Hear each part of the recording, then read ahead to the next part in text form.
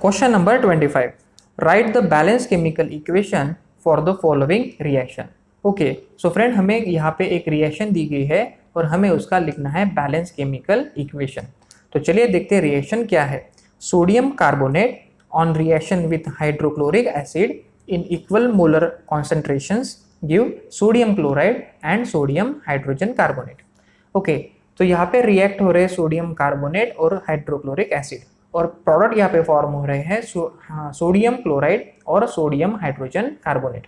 सो किसी भी इक्वेशन को लिखने के लिए हम लोग सबसे पहले आइडेंटिफाई करते हैं कि रिएक्टेंट कौन सा है और प्रोडक्ट्स क्या क्या फॉर्म है।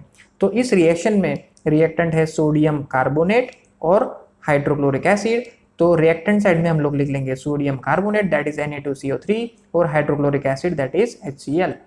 और प्रोडक्ट्स यहाँ पे फॉर्म हो रहे हैं sodium chloride that is NaCl और sodium hydrogen carbonate that is NaHCO3। Reactant और प्रोडक्ट्स हमने लिख लिया फ्रेंड्स यहाँ पे। तो अभी देखते हैं कि ये बैलेंस है या नहीं है।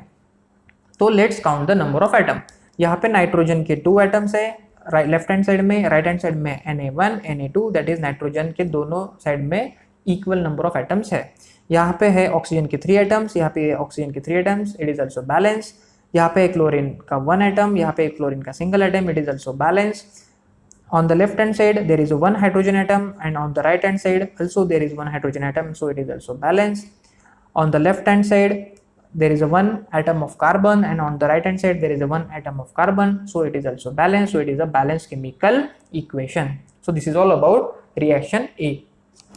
Question number 26, a solution of potassium chloride when mixed with silver nitrate solution an insoluble white substance is formed. Okay, potassium chloride react हो रहा है सिल्वर नाइट्रेट से और एक वाइट सब्सटेंस फॉर्म हो रहा है, इनसोल्युबल मींस प्रेसिपिटेशन फॉर्म हो रहा है। And right the chemical reaction involves and also mention the type of chemical reaction. Okay, हमें केमिकल रिएक्शन का इक्वेशन यहाँ पे लिखना है और उसके साथ में टाइप भी आइडेंटिफाई करना है। सो फ्रेंड, जैसे कि इस रिएक्शन में इनसोल्युबल वाइट सब्सटेंस फॉर्म हो रहा है, देयरफॉर ये जो रिएक्शन है वो हो गई है प्रेसिपिटेशन रिएक्शन।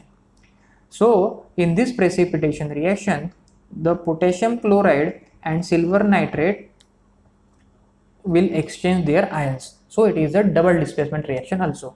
इस रिएक्शन का अगर हम लोग इक्वेशन लिखते तो ये ऐसा होगा, potassium chloride that is KCl is reacted with silver nitrate that is AgNO3 gives silver chloride and potassium nitrate. This is a type of double displacement reaction and the white substance which is formed in this reaction is silver chloride. Question number 27, ferrous sulfate decomposes with the evolution of gas having a characteristic odor of burning sulfur. Write the chemical reaction involved and identify the type of reaction. Okay, so friend, इस reaction में ferrous sulphate का decomposition हो रहा है और decomposition होने के बाद में जो गैस फॉर्म हो रही है that have the odour of burning sulphur, उसको सल्फर का एक स्मेल आ रहा है। Okay, so we have to write the chemical reaction. So friend, जब भी फेरस सल्फेट का डिकम्पोजिशन होता है तो इस डिकम्पोजिशन में हमें सप्लाई करनी पड़ती है हीट, और जब डिकम्पोजिशन हो जाता है फेरस सल्फेट का तो उसके बाद में फॉर्म होता है iron oxide that is Fe2O3 और साथ ही में वहाँ पे फॉर्म होते हैं sulphur dioxide gas and sulphur trioxide gas, जिससे की वजह से बर्निंग सल्फर का एक स्मेल वहाँ पे आ जाता है। तो चलिए लिखते हैं इसका रिएक्शन और हमें उसका टाइप भी आइडेंटिफाई करना है। तो जैसे कि हमें पता है कि इस रिएक्शन में फॉर्म हो रहा है iron oxide, sulphur dioxide and sulphur trioxide और डिकम्पोजिशन हो रहा है फेरस सल्फेट का।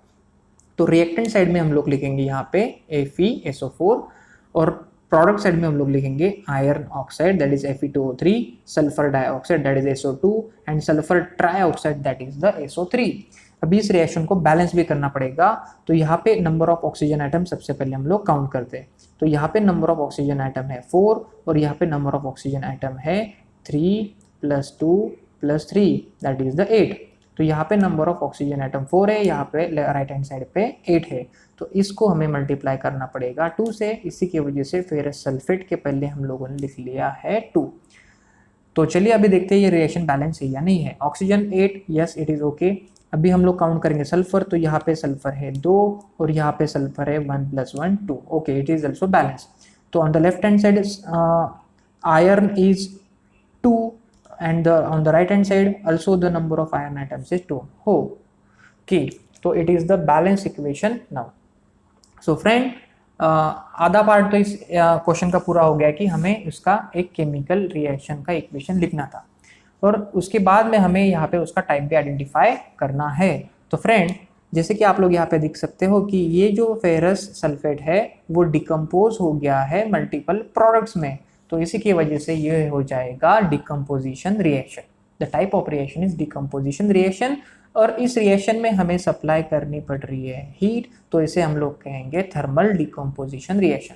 So therefore the type of the reaction is thermal decomposition reaction.